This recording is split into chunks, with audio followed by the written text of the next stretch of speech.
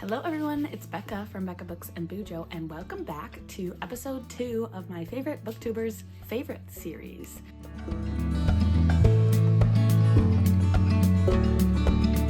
I am so excited to be back reading some more of my favorite Booktubers favorite books of 2022, and I'm just going to tell you about these 4 books that I have for this episode. I guess I gave you a hint on the 4 books, but I'm going to tell you who the Booktubers are and what they all have in common. So these 4 books are 5-star predictions for me. I looked at all of the books I had from my favorite Booktubers favorites list, and these 4 jumped out as I'm definitely going to love these, or I hope I will. So let's talk about each of the titles separately and who I got the recommendation from.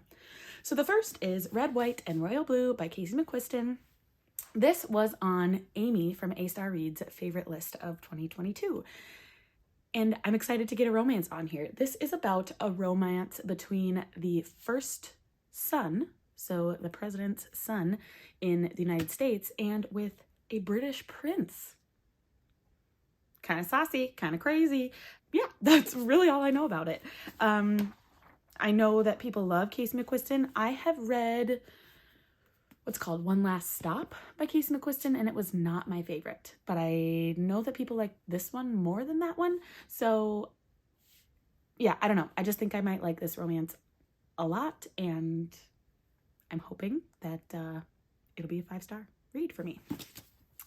Next is Notes on an Execution by Dania Kukofka, and this favorite comes from Katie Coulson. She said that this was her best book of 2022, and I'm really looking forward to it.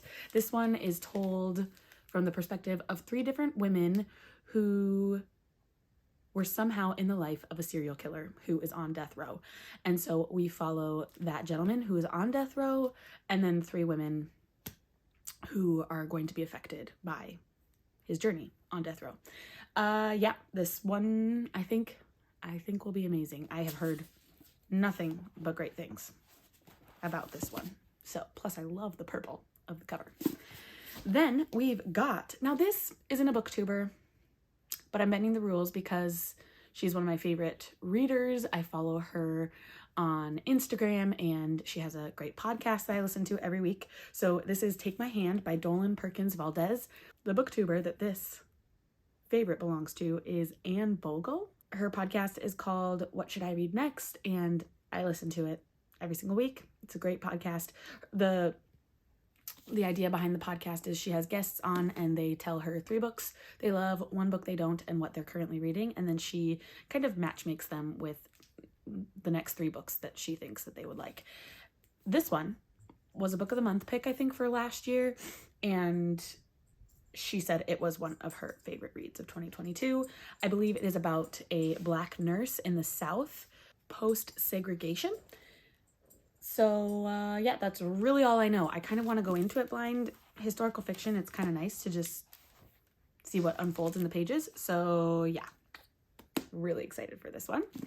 And lastly, from Krista from Books and Jams, one of her favorites last year, was I Must Betray You by Ruta Sepetys. This is a historical fiction, a YA historical fiction that takes place in Romania in the 1980s, I believe, and I have no clue what that is about, but I think there's like a communist leader that is trying to take over the country.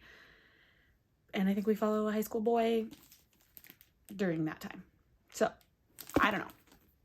I have heard nothing but wonderful things about Ruta Sepetys, and I actually haven't read anything else by her. So this will be my first foray into this author, and I think she could become one of my favorites, and this could definitely be a 5-star read for me. So these are the 4 we've got over the next couple of weeks. I will be reading them. Yeah, we will just jump right into the first book.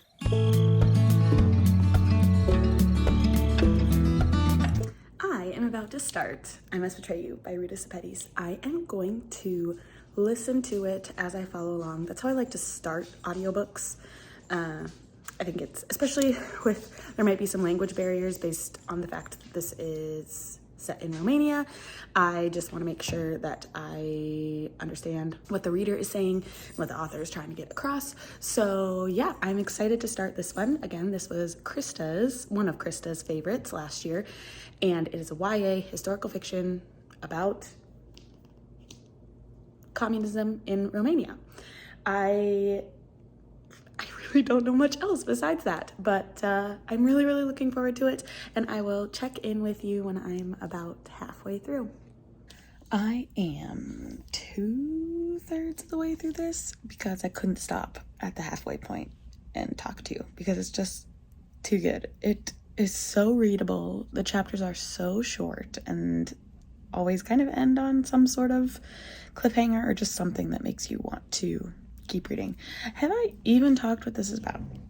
Probably not. So this is about Christian, how they say it in the audiobook. And he is a teenage boy in Romania in the 1980s.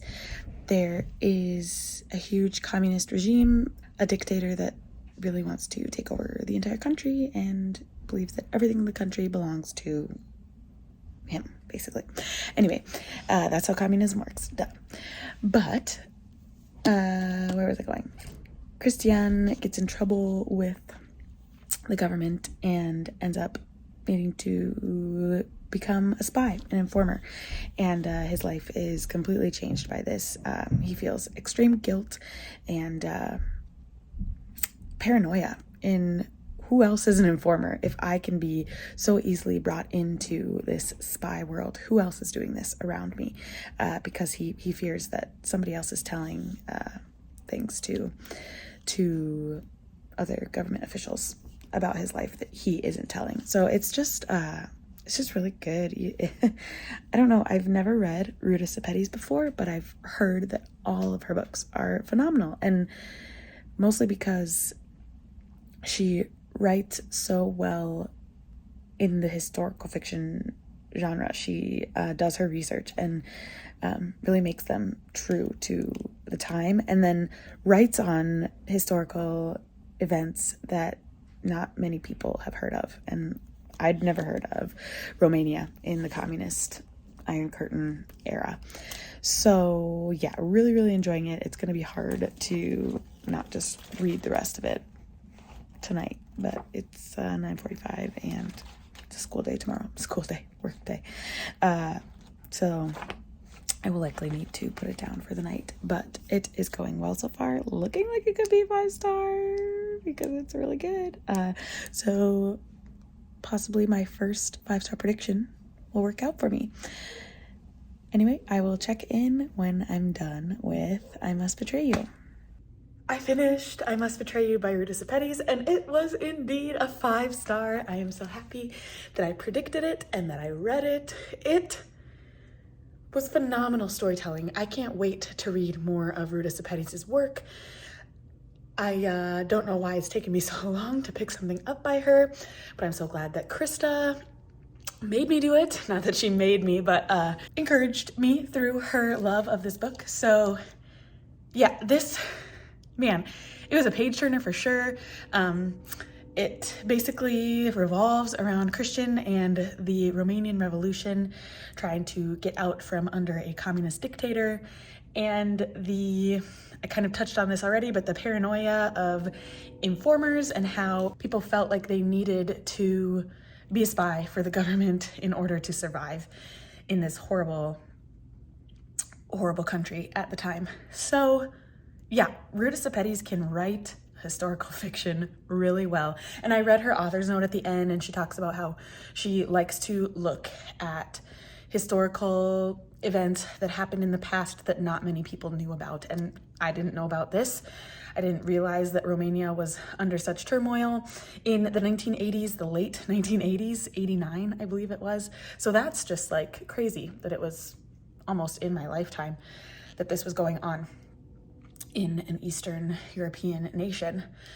So yeah, and she talked about how she likes to bring these stories to light from the perspective of young adults, just because they often have such innocence to them, but also they are brave and strong and know what's right for their country and for themselves. And so it just was really, really good. I am so excited to give this one 5 stars and looking forward to the next few books I have in this episode.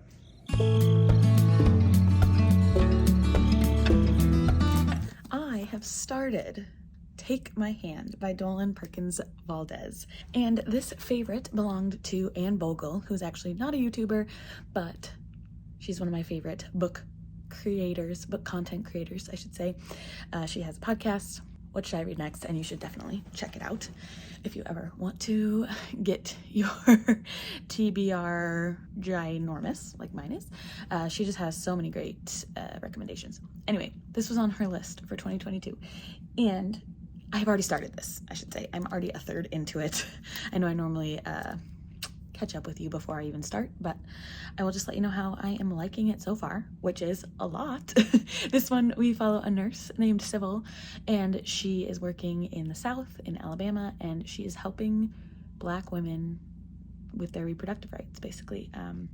Helping them have access to birth control and teaching them about their menstruation and about being pregnant and how to stop pregnancy. And so it's really, really good so far. There's also some issues with medical experimentation on young Black girls, and that part is a tough pill to swallow, but also something that definitely happened and maybe still happens, medical experimentation on Black people. So I am reading this in February, which feels very fitting because it's Black History Month, and I'm learning a lot about what was done to Black people during this time in particular. I think it's, based on a semi-true event, but maybe I'm wrong. Even so, Black people were definitely taken advantage of. I can name Henrietta Lacks, for example. I read The Immortal Life of Henrietta Lacks a while ago, and her cells were taken from her without her knowledge and then used for medical experimentation. Anyway, we got off on a tangent. I'm really, really enjoying this one. I'm listening to it. It has a great audiobook narrator, and I think that the 5-star prediction might be correct. So anyway, I will check back with you once I finish the book, or maybe when I'm closer to 2/3. We will see. It's been a while, but I have finished Take My Hand by Dolan Perkins Valdez. I can't even remember what I've told you about this one. So this one, we follow a nurse named Sybil, and she works at a clinic that basically helps young women gain access to birth control. Hi, Bonnie. My doggo. Anyway, also, sorry for the lighting. It's late, and I just want a lamp on, be cozy. But where was I? Oh, yes. So in giving some birth control shots to a couple of young ladies, Sybil strikes up a relationship with these 2 girls and basically decides she needs to take care of them and help their family live a better life, because they are in this slum of a house and not living their best lives.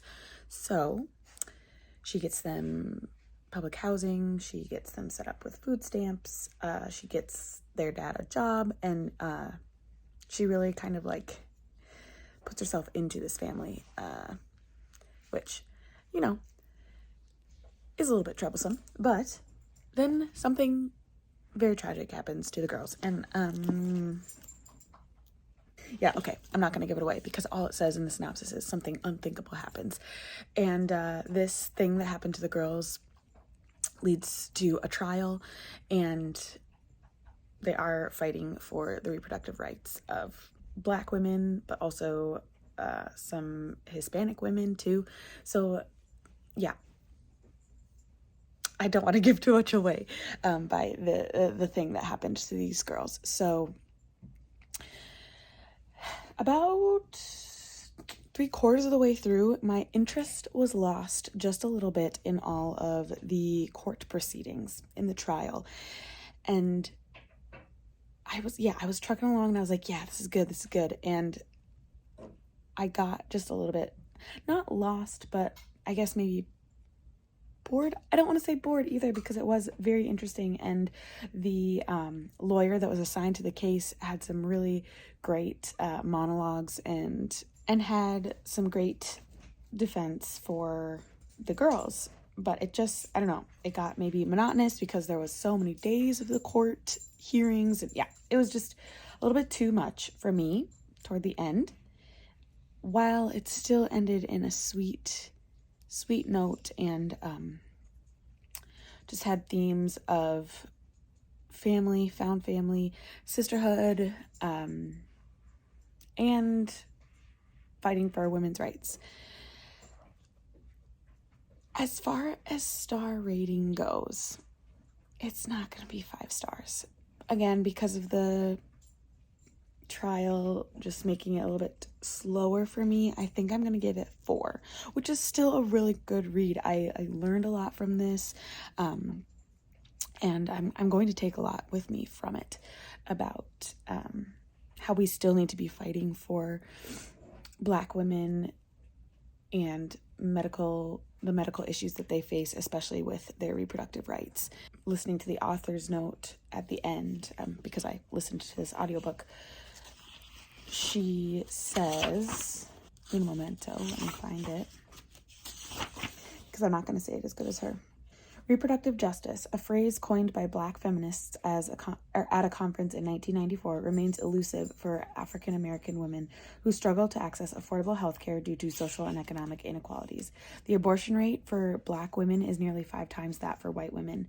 African American women are 3 to 4 times more likely to die in childbirth than white women. Furthermore, health conditions that disproportionately affect Black women, such as uterine fibroids, receive very little government research funding.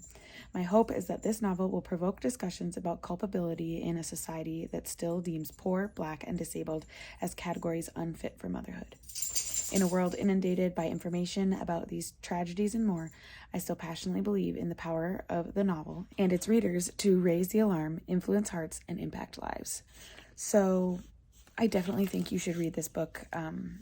It will encourage discussion on the inequalities in the medical system, especially for Black women and their reproductive rights. So, 4 stars for Take My Hand.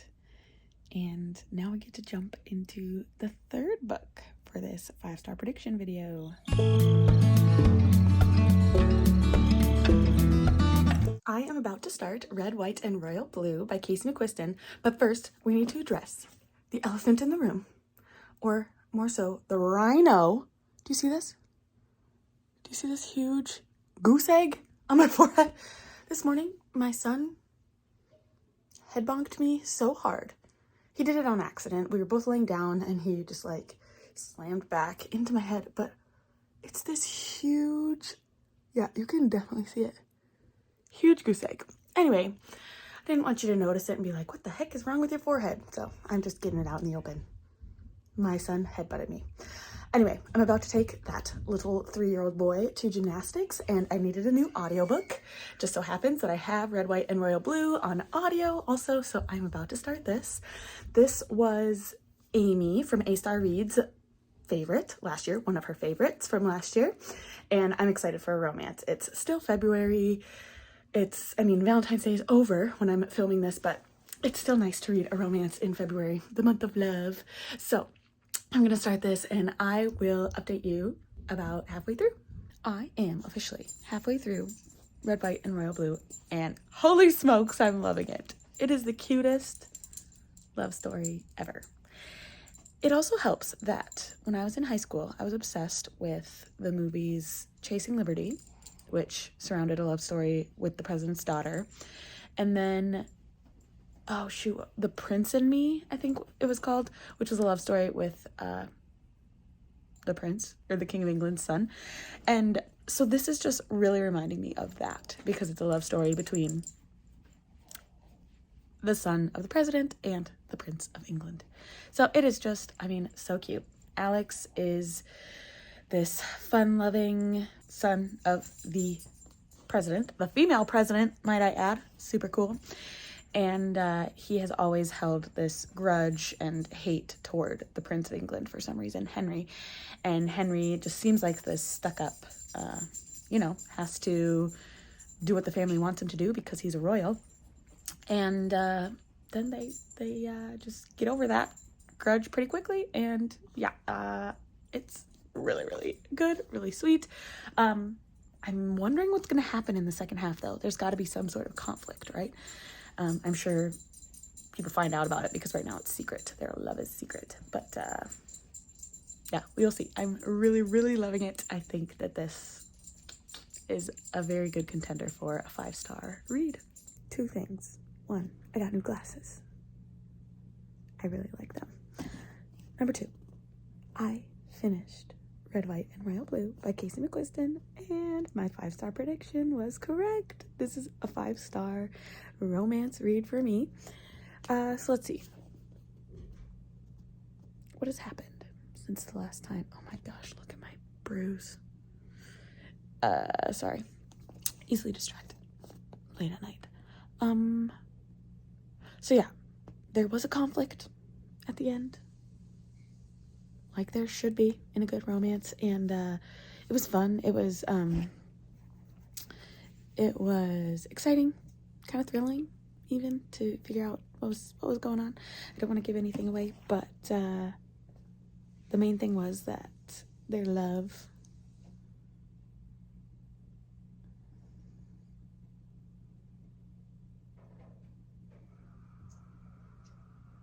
withstood it all. So yeah, this was really, really great, and also a really great look at how people can rally together for the little guy, I guess. I don't know if you would call them the little guy, being president's son and prince, but people who are generally oppressed based on their sexuality, or any other thing, gender, race. Yeah, this one more specifically on sexuality. So really, really great romance. It's funny because Casey McQuiston, I did not like One Last Stop, but I loved this one. So I don't know. I don't think I want to read her other I Kiss Cher Wheeler. I don't really have any interest in that one, but this one was a win. Congrats, Amy from A Star Reads. You gave me a 5-star read on one of your 2022 favorites, and now we get to go on to the last book in this episode. It has been more than a month since I have read the 3 other books for this project, so I thought it was time that I picked up the last book, the last Booktubers favorite, and that is Notes on an Execution by Daniel Kukofka. This booktuber that I'm reading from is Katie Colson. This was her top book of 2022, and so I am so excited. In this one, we follow a man who is on death row, but we follow his story from the perspective of, I think, 3 women in his life. I've heard that it is very powerful and a great, great read. I've heard some indifferent comments about this book as well, so I'm hoping that I'm on the love side as opposed to the middle of the road side, because it is indeed a 5-star prediction. I picked this book up in Chicago when I did a Chicago book shopping day, and I'm so excited to finally get to it. So here we go. I will check in with you about a third of the way or 100 pages in, whichever comes first. Okay, so I am 100 pages exactly into Notes on an Execution, and it is so good. So it starts off with following our main character, Ansel, I believe, and he is on death row. It is 12 hours until his scheduled execution, and so we are inside his brain as to what is going on in these 12 hours before his execution. I think I'm at like 8 hours until execution, so time is ticking down. And we've also gotten 2 women's perspectives. So the first was Lavender, and that was actually his mother. And so there are people around me, but this was just the time that I could film this clip. Lavender is his mother, and so we get his backstory, and it kind of brings into the question of nature versus nurture. Are people born inherently bad, or is it something that happens to them that makes them bad? So that was our first woman's perspective on Ansel's life. And then the second one we get is Saffron. She goes by Safi though, and she is a childhood friend of Ansel, and actually like Ansel is her first love, and she is just kind of captivated by him. And I think that he has this effect on women, not even that he's like the most good looking, but his persona, I don't know what he gives off that women are just attracted to. And so Safi gives us her first experiences with him in kind of a romantic relationship, but also she sees weird things happening, and like he rips animals' heads off, and it's just goofy, weird as to how Ansel gets to killing a bunch of girls. So I'm really enjoying it. It's very interesting, great look into a serial killer's mind. It's weird. It's like you want to feel for him because he had such a troubled upbringing, but he also did gross, obscene things. So anyway, I'll check in with you maybe in another 100 pages, or who knows, maybe I'll just finish the book. I am 200 pages into Notes on an Execution, and I am loving it. It is so good. It's thrilling. It's thought-provoking. It's really great. Okay, so I think last where I left you, I talked about 2 of the women that we get the perspectives from, and let's talk about the third. The third is from a woman named Hazel, and she is the twin sister of Jenny, and Jenny is married to Ansel sometime in her life. So the 3 perspectives are his mother, his childhood friend, and then his wife's sister, his sister-in-law. And also, like, his childhood friend comes back later in life to kind of solve the mystery of him killing the girls, and it is just so interesting how it's all weaved together, and I'm really, really enjoying it. It's funny because it feels like there's this suspense of, is he gonna get caught? How is he gonna get caught? And obviously you know he's going to get caught, because at this point now we are 2 hours until the execution. So he gets arrested and he gets sentenced to death row, but it's just like, how are they gonna solve this murder? We don't know yet how they found him, how they figured it out, but it's really thrilling and suspenseful, and I'm loving it. I just love it so much. 5-star prediction, looking like it could definitely be correct. So I will catch up with you once I've finished Notes on an Execution. I just finished Notes on an Execution, and it was amazing. I absolutely loved it. It was suspenseful. It was thought-provoking. It really made you think about good versus evil, and how good and evil and bad are ingrained in all of us, but how it comes out in your actions. It was really, really good. And like, you felt bad for the guy who did these terrible things, but then also bad for the victims of this man. So it just was like, wow, the writing was phenomenal. I am so glad I read this. So now we'll just do a quick little recap and we'll be done with this episode. All right, so we have finished my favorite Booktubers favorites, episode 2, where I read my 5-star predictions out of those favorites from those favorite Booktubers. How many times can I say favorite in one video? A lot. Let's just, recap. So I first read I Must Betray You by Ruta Sepetys, and that was Krista from Books and Jams, one of her favorites last year, and I gave that 5 stars, so it did. It was a correct 5-star prediction.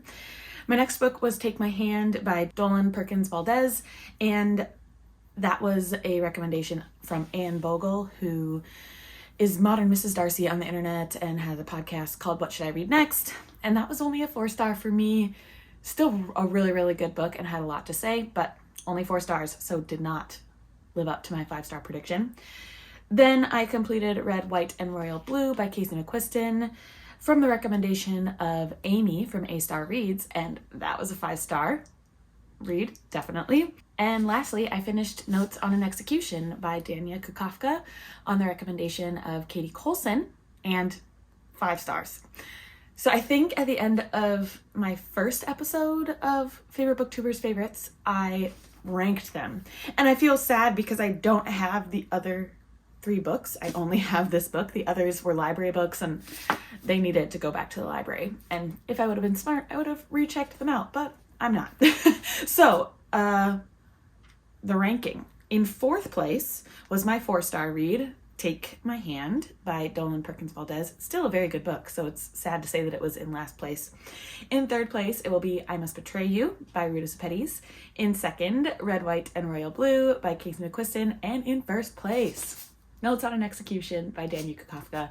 This was my favorite out of the Favorite Booktubers Favorites. So the winner of this episode is Katie Colson. Way to go, Katie. You had the best favorite of my Booktubers Favorites. Again, too many favorites in one sentence. So that's what we've got. It was a really fun time reading these favorites and seeing if they were indeed 5-star reads after my prediction for them to be so. 3 out of 4 isn't too bad, 75%. So next, I'm going to give you a little teaser as to the next episode because there will be 4 episodes of my Favorite Booktubers Favorites. So I'm going to give you the book titles and authors, but not the booktuber, who it is the favorite of, or the theme that these 3 books fit under. So in the comments below, I would like you to try to figure out which booktuber, which of my favorite booktubers this favorite came from, and if there's, what theme do you see that I could possibly fit these 3 titles into. So the first is Puppy Show, or This One Sky Day. It was published This One Sky Day in the UK, but it is Puppy Show here in the US. And this is by Leona Ross, I think. I had to look it up. Yes, Leona Ross. So which booktuber was that a favorite of from last year? The second book I will be reading is called The Push by Ashley Audrain. Again, I don't have any of these to hold up for you, but that's just how it is. And the third and final book I will be reading for the next episode is Sparks Like Stars by Nadia Hashimi. Which booktuber do you think that belongs to? And what do Puppy Show, The Push, and Sparks Like Stars have in common? Thank you so much for watching this video. Again, comment down below with what you think the next episode will be for my Favorite Booktubers Favorites. Like this video on your way out. Consider subscribing to my channel if you would like to see more bookish and bullet journaling content from me, and I will see you in the next one. Bye!